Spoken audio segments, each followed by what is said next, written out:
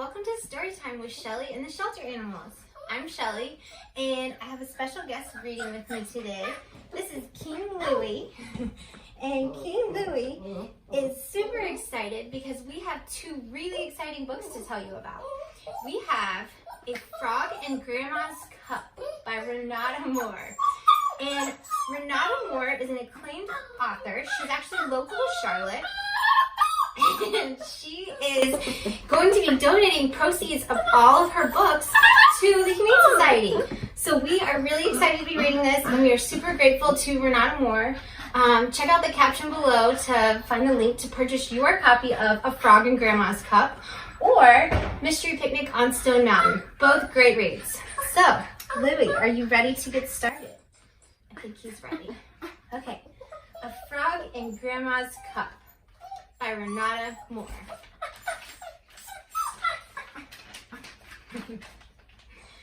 One week had passed since Grandma Louise and Grandpa Scott and their cat Chuzzy had moved into their retirement cottage in Maple Woods. All the cottages in Maple Woods were surrounded by maple, crepe myrtle, sap, and weeping willow trees. Lots of rats, snakes, and insects lived in the woods. But Grandma Louise didn't know that. She and Grandpa Scott had lived in the city for many years until their retirement. One sunny morning, Grandma and Grandpa prepared their breakfast together. Grandpa made the toast, Grandma brewed her coffee, then she poured it into her favorite cup, which had pictures of the Eiffel Tower on it. She left her cup of coffee by the open window to cool while she fed Chuzzy. She did not see the green frog hop out from behind the sugar bowl and into her cup. When Grandma joined Grandpa for breakfast, she sipped her coffee, then made a face, and a gurgling sound came from her throat. Something lumpy and slippery swirled in her mouth. Her eyes bulged. She puffed out her cheeks, trying to hold in the coffee so she wouldn't splatter. "What's wrong?" Grandpa said. Grandma didn't answer. She ran to the sink, spat out the coffee. There was the frog. It jumped around the sink. Grandma screamed. Her screeches gave Chuzzy such a fright that he stopped eating. With food spilling out of his mouth, he sped toward Grandpa and jumped up onto his right shoulder. Grandpa held Chuzzy and rushed over to Grandma. "Are you okay?" he asked. A frog just jumped out of my mouth," she gasped. Grandma's legs began to shake. Grandpa helped her to the couch and fanned her. The frog leaped onto the window ledge and hopped out of the open window. "I guess we forgot about the environment we were moving into," Grandpa said. "There are going to be lots of insects, bugs, and strange animals showing up at the house." "I'm not looking forward to more frogs jumping into my coffee," Grandma said. "They are harmless, and you will get used to them. But you do have to be careful not to leave any food uncovered, especially by the window," Grandpa said. Grandma cleared her throat and tried not to swallow. She could still imagine the lumpy, slippery frog on her tongue. After she regained herself, she walked over to the blue trash bin and sadly dropped her favorite cup into it. She just couldn't make herself drink out of it again. "What do you think, Louie? Come here. Come here. Do you not like frogs either?" Grandma decided to calm herself by watering her flowers in the backyard. She loved gardening. As she opened the back porch door and stepped out, something fell from the top of the door and onto her head. It was crawling and pulling her hair. Oh, cried Grandma as she batted and tugged at her head. She gripped something and pulled it forward to reveal a red salamander. "Ah!" she tried to say, but only a hoarse sound came out. She threw the salamander on the ground and batted her hair again to be sure nothing else was there, knocking her spectacles crooked. She slumped into the gray patio chair to catch her breath and calm her pounding heart. "These critters won't leave me alone," she said softly as she straightened her spectacles and tidied her hair. After she rested, Grandma decided to continue with her flowers. She picked yellow galoshes from under the patio table and stepped into them.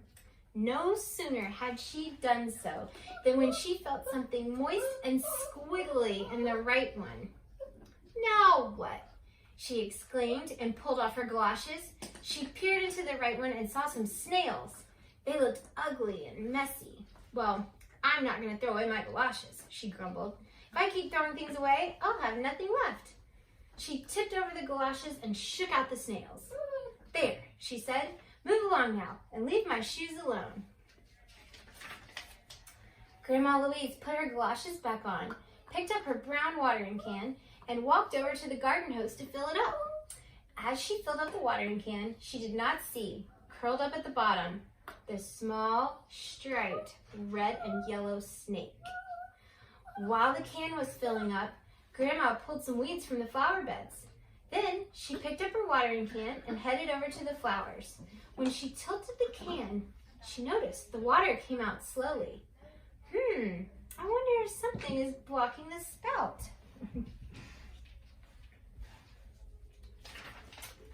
She dipped her hand into the can and felt something squishy and smooth. "Oh my," she gasped. She dropped the can and the water poured out. Very slowly, she peered down her spectacles and into the can. "Eek!" she cried. The snake popped its head and started to slither out of the can. Grandma jumped and fell back on her bottom. "What are you doing? Did you lose your phone?" There. Grandma jumped back and fell on her bottom. She gathered herself up as fast as she could and rushed over to see what the snake was doing. It was still halfway in the can. Grandma grabbed the scarecrow that stood next to the flower beds and raised it high over the snake. Then she stopped. She remembered the time she had gone to a snake show at the library. She's learned the difference in color and head shape that show if a snake is harmless or dangerous. She looked at the slithering snake quickly but keenly and realized it was just a garden snake. She tossed the scarecrow to the ground and sighed. "Oh dear," she muttered, holding her right hand against her chest and her left hand on her forehead. "What a time of it I'm having today." Then she kicked over the watering can to help the snake slither out even faster. She took the scarecrow pole and flipped the snake into the air. It quickly slithered away into the woods. Grandma walked to the porch steps and sat down. She took several deep breaths and then picked up her watering can to fill it again. She looked inside to make sure nothing else was hiding in there. As she watered her flowers, she chuckled to herself. "This must be what living in the country is all about," she said. "I guess I can get used to my new friends if they can get used to me." The end. We hope you enjoyed story time today. King Louie and I sure did. And don't forget to go to ladywrens.com, links sit below in the captions, and purchase your own copy of A Frog in Grandma's Cup or Mystery Picnic on Stone Mountain. By purchasing these two books, you are not only getting yourself two great, fabulous reads by the acclaimed author Renata Moore, but you're also helping to save the lives of animals like King Louie. So King Louie and I are super grateful for you joining us today, and we will see you next time on Storytime. Bye!